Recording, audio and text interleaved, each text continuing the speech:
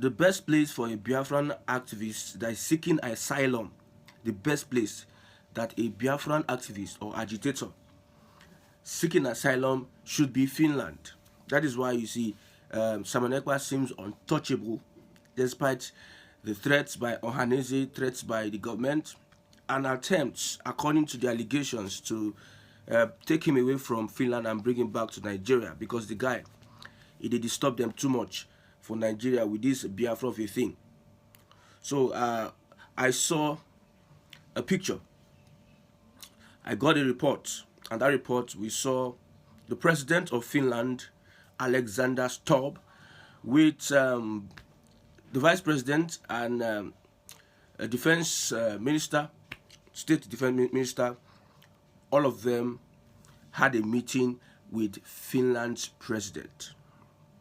This is one of the most iconic photos I've seen for a very long time.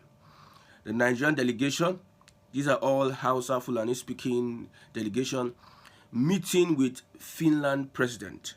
And you know what people make of pictures. Look at the countenance of the Finland president.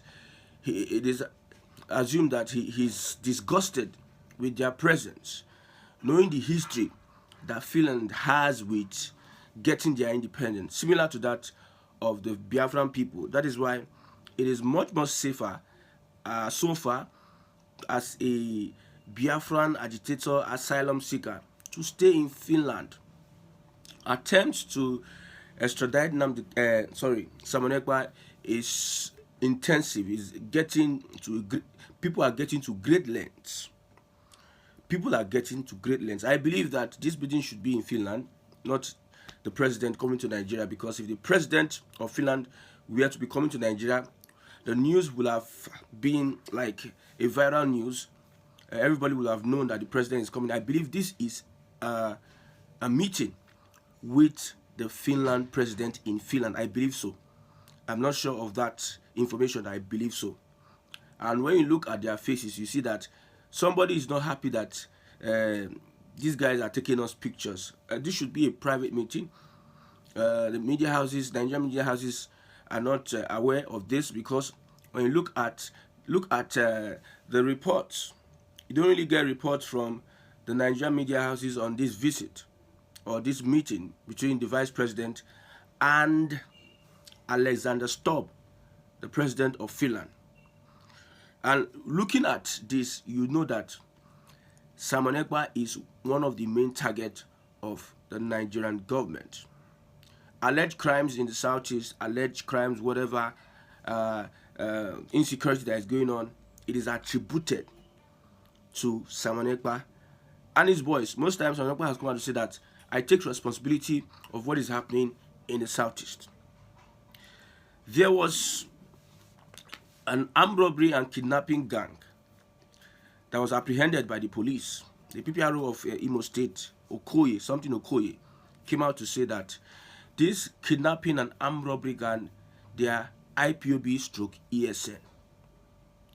When he said that, so there were responses, reactions, and they asked him, Morga, why is it that everything that happens in the southeast you attribute it to IPOB and ESN?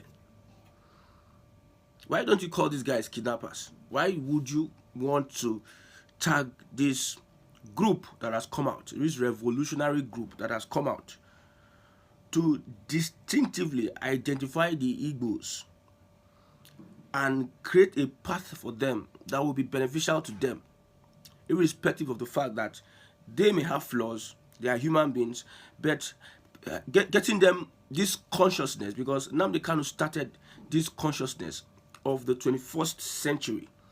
We all started becoming conscious of the fact that we need to think back home.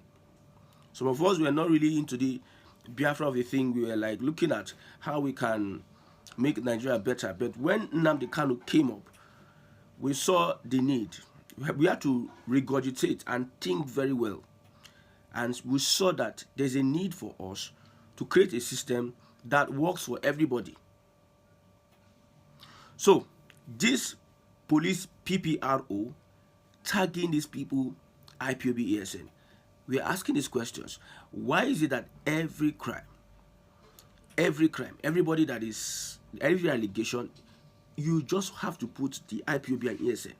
It may be the handiwork of Hope Uzodinma, because these Igbo leaders, they are not progressives. Igbo progressives, the Igbo nation, the Biafra, they're not progressives when it comes to Biafra matter.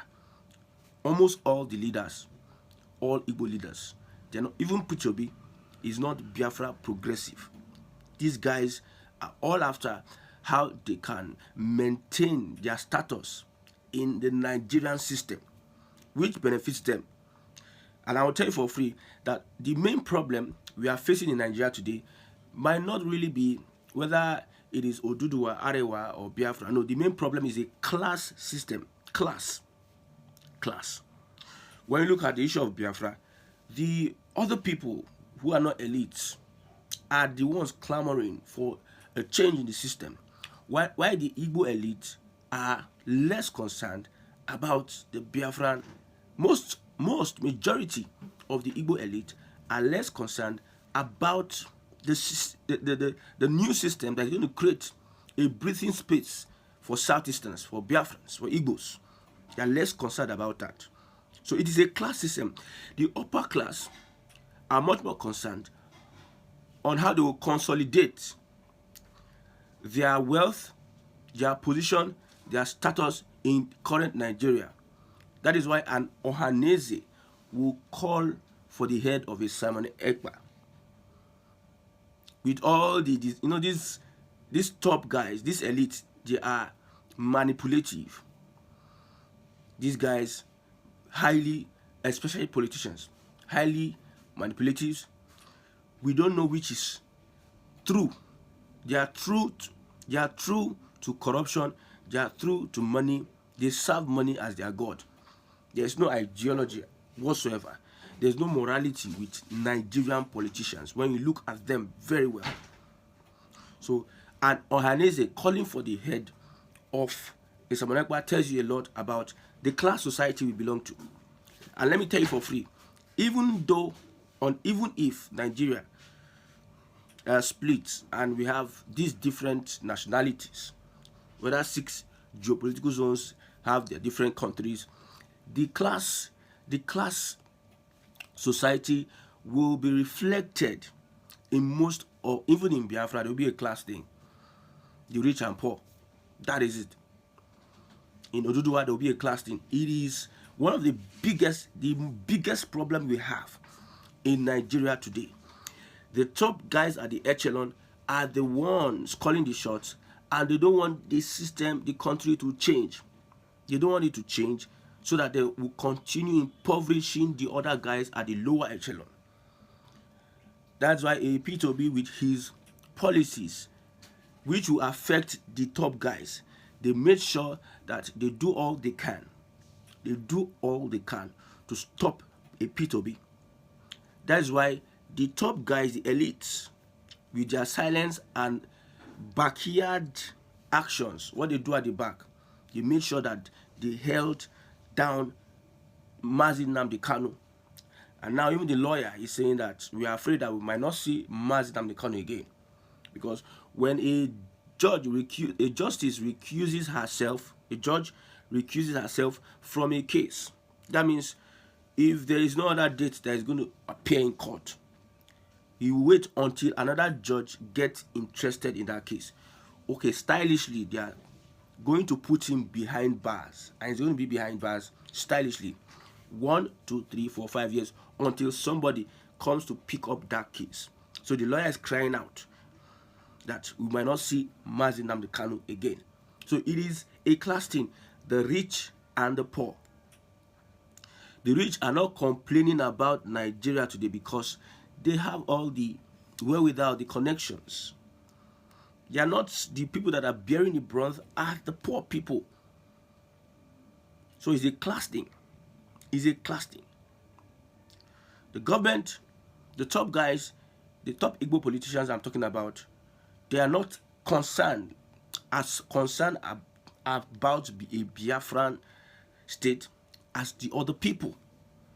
The people at the lower Keda. They are all concerned that let Nigeria remain like this. whereby they will gain from the system. These guys are getting from the system. If you look at NNPC jobs, everybody has a slot. In the army, your traditional ruler, those guys at the top, they have a slot. They have a share in Nigeria. They share it to Nigeria. Employment opportunities in Abuja, they shared amongst all these guys that are in the House of Rep, Senate, and everything. They share it, the quota. The only thing Tinubu does is that he puts his people at the top. So everybody has a quota. So these top guys, they are benefiting from the rot, the corruption in Nigeria. I'm not diverting. I'm trying to make us understand that the reason why they are desperate about is capturing Simon Ekpa is because Biafra ideology is going to destroy this system that whereby it is only the top guys that gain while the people suffer and are dying because of hunger. I saw some messages on Twitter which one of them I spoke about it. Somebody that is going to volunteer himself to become a suicide bomber, to go into Aso Rock and commit and just destroy himself and some other people. So one other young man, I don't want to put that tweet here. The young man said by 11 p.m. he's going to end everything. And I saw a sniper.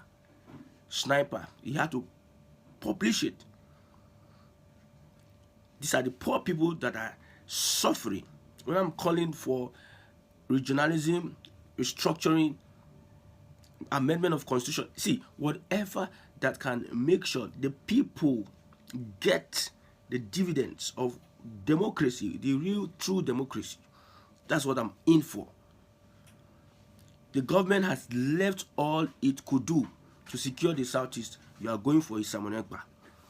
Even you are captured in a picture having a meeting with the president of Finland. Okay, are you asking the Finland president to bring back the Simon Ekpa? Sponsor for Boko Haram, that Saudi government did its own investigation, helped you with investigation, and gave you names of sponsors of Boko Haram that is destroying the north. All of these guys are northerners. If not, the vice president is Kanuri, others Fulani. This country, Saudi Arabia, without you going there to visit their president, they collected names and gave you, these are the sponsors of Boko Haram. You people swept it under the carpet. I know the Finland president will look at this, but these people are not serious. We have intel that you people are sponsoring Boko Haram. You people know the sponsors of Boko Haram. You people are silent when it comes to those that are sponsoring terrorism in the north. They are coming to ask for somebody that is fighting for his country, so that is agitating for his country. See, the Nigerian government usually push protesters and agitators to the wall, that at the end of the day, they pick up arms to defend themselves. Look at what happened with Boko Haram. The certain Yusuf, the leader, how he was murdered under in police custody. He was murdered under police protection. That's why you see Boko Haram have got into another thing entirely. The IPOB were just protesting with placards and no weapon, no nothing. To the extent that almost 100 persons were killed protesting with placards. Imagine, almost 100 persons were killed because of the Nigerian government handling situations like this. If there is any insecurity in Nigeria, hold the Nigerian government responsible. Abacha said it 24 hours. If insecurity persists, the government has a hand in it.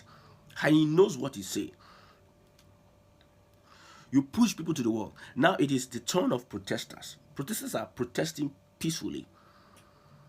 You look at the NSAS. The reports we have there, government-sponsored talks. So the government is creating a crisis, and you want to go and meet a Finland government to help you bring somebody. You created a crisis. You Your government created the crisis that made this person started. I told you before that Nnamdi Kanu was fighting for one Nigeria before he switched. Wazirike was fighting for one Nigeria before he switched. Ojukwu stopped Adakaboro from declaring Niger Delta country. He was the first person agitating for a different country, Adakaboro. Ojukwu was fighting on behalf of Nigeria before he switched. You created a system that is anti-people, and the people are giving you back what you have been giving them over the years. The people are responding in likewise manner, and you are going to meet the government of Finland to expatriate Ekpa. If you succeed, I hope you understand, I know, that an ideology cannot be defeated. Let's understand, let's bring that to the table, and let's conclude on that. And let me assure you, the Finland government would not give up Ekpa, because when you look at their history, they understand the pains that the Biafrans are going through at the moment, or when they fought the civil war. Like I said, Finland might be the safest place a Biafran agitator might go to and be safe. Here in Nigeria, nobody wants to hear IPOB, ASN. They will hear it by force. Nobody wants to hear, but you want people to hear Oduduwa. The other time, the Southwest APC had a meeting, I think in Lagos, and they sang the Yoruba Nation national anthem. Hear what I've said. Yoruba Nation anthem. Ondo State Governor Akeredolu, a revolutionary. This is somebody that, sent Tinubu. Tinubu had to just make peace with him. He got married to an Igbo woman, and he has that blood of revolutionary. He created the Amoteku.